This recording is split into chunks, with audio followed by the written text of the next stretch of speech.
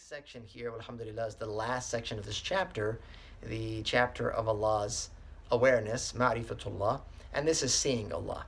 And so Imam Ibn Balban, he says that we are certain that the believers will see their Lord, the Most High, with their eyes on the day of resurrection. And that He, the Most High, will talk, both in a befitting manner. And the disbelievers will not see Him.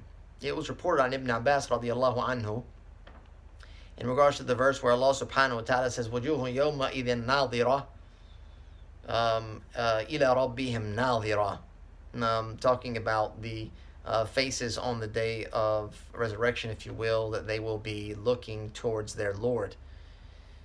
And Ibn Abbas, he says that they will be looking at the face of their Lord. Nadhran, they will be looking with their eyes at Allah subhanahu wa ta'ala. And this is what the scholars of tafsir of Ahl Sunnah have agreed upon.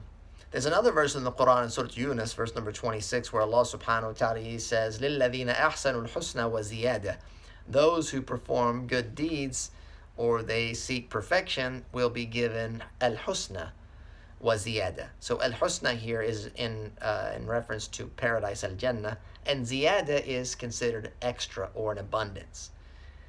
And so the ziyada here is actually talking about the gazing of the believers to upon Allah subhanahu wa ta'ala, to the face of Allah azza wa jal.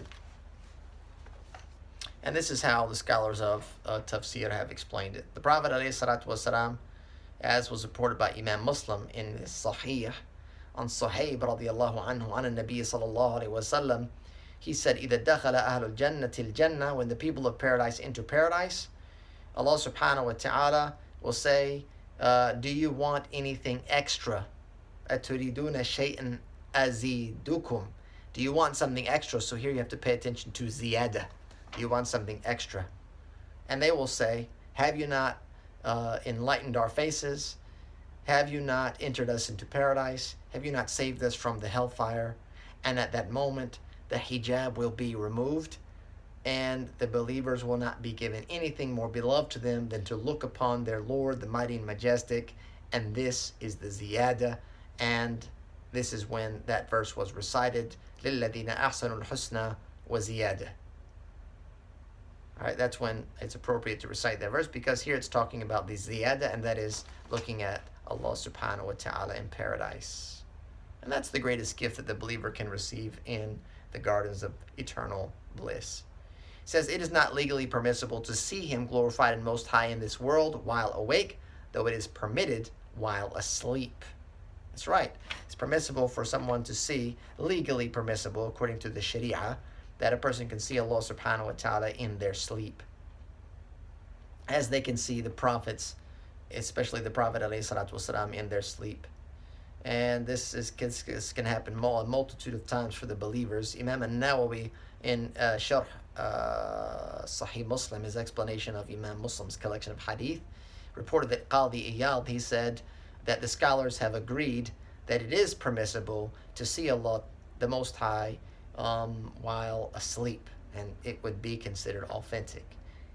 Imam al-Baghawi, in his book entitled Sharh al-Sunnah,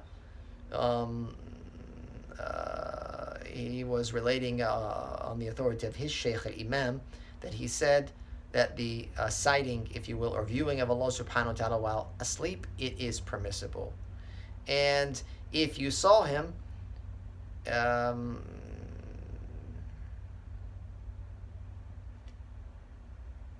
and Allah subhanahu wa ta'ala promised you with paradise, or forgave you, or you saw that He saved you from the fire, then this is true. This will be a true occurrence, and that this is a true promise.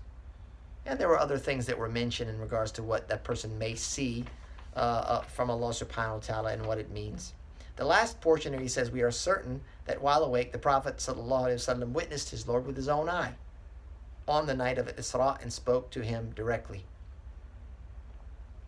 So here, this is a point of debate among some, in this topic. However, Our position from the Hanabila, the official position of the school, is that, and this is based on a number of reports from Imam Ahmad, is that the Prophet ﷺ, when he ascended to the heavens on the night of al-Isra wal-Mi'raj, he ascended while awake and saw Allah subhanahu wa ta'ala with his own eye.